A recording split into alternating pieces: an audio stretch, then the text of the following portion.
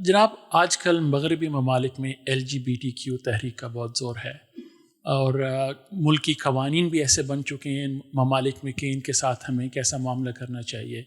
تو آپ کے خیال میں مذہب کی روح سے یا اسلام کی اخلاقیات کی روح سے ہمیں اس سے کیسا معاملہ کرنا چاہیے؟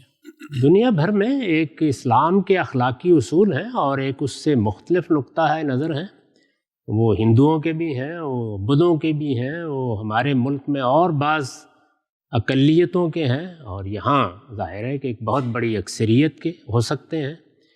مسیحی بھی ایک نقطہ نظر رکھتے ہیں، یہود بھی رکھتے ہیں، اور اس وقت الحاد ایک مذہب کے طور پر دنیا میں عام ہو رہا ہے وہ بھی رکھتے ہیں.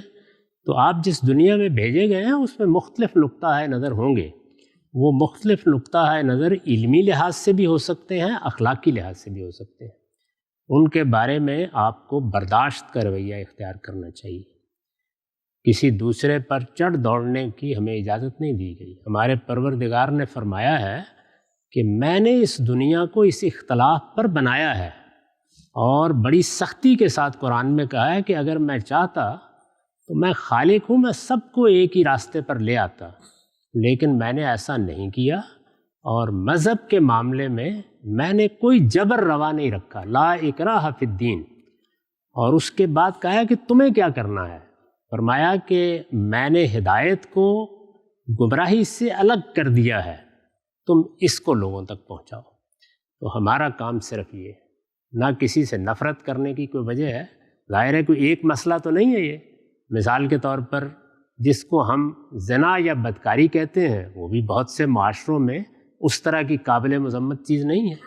اسی طرح یہاں خود ہمارے اپنے معاشروں میں اب بوائے فرینڈ گرل فرینڈ ایک رشتہ پیدا ہو گیا ہے.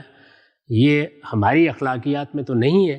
تو اس طرح کے جتنے معاملات ہیں ان میں آپ کو جو کام کرنا چاہیے وہ یہ ہے کہ دوسرا کیا کہتا ہے اس کے بارے میں اس کو سمجھیں، اور کسی دوسرے کے نقطہ نظر کو سمجھنے کے لیے ضروری ہوتا ہے کہ غصہ ختم کر دیں، جذبات کو لگام دیں، دوسرے کی بات جیسے وہ بیان کر رہا ہے پوری ہمدردی سے سنیں اور سمجھیں، اس کی ریزننگ کیا ہے، دلیل کیا ہے، اس کو ہضم کریں، اور پھر اپنے دین، اپنے اخلاقی تصورات یا اپنی تہذیب میں یہ دیکھیں کہ آپ اس کو کیوں نہیں مانتے، اس کی کیا ریزننگ ہے، اس کے کیا دلائل ہیں. تو اس طرح مکالمے کی فضا پیدا کریں اور شائستگی کے ساتھ پیدا کریں. یہی ہمیں کرنا ہے. باقی یہ خیال نہ کریں کہ یہ کوئی آج یہ چیز پیدا ہو گئی ہے. ہمیں تو قرآن مجید بتاتا ہے کہ ہزاروں سال پہلے ایک بستی کا کلچر یہی تھا، اور وہ اس زمانے کے ایک بڑے شہر کا کلچر تھا. اس میں یہی تعلقات تھے جن کو لوگ کلبوں میں اور مجالس میں بیٹھ کے زیر بحث لاتے تھے، جن کی بنیاد پر لوگوں کے مجسمے بنا کر اس شہر میں نصب کیے جاتے تھے. اور نوبت یہاں تک آ گئی تھی کہ ایک پیغمبر کے ہاں 2 خوبرو نوجوان اللہ تعالیٰ کی طرف سے بھیج دیے گئے اور پوری بستی کے لوگ ان کو لینے کے لیے آ گئے. تو اس لیے یہ کوئی ایسی نئی چیز نہیں ہے. دنیا میں یہ سب چیزیں رہی ہیں، رہیں گی. ہمارا کام یہ ہے کہ استدلال کے ساتھ ان کے نقطہ نظر کو ہمیشہ سمجھیں اور اپنا نقطہ نظر سمجھائیں.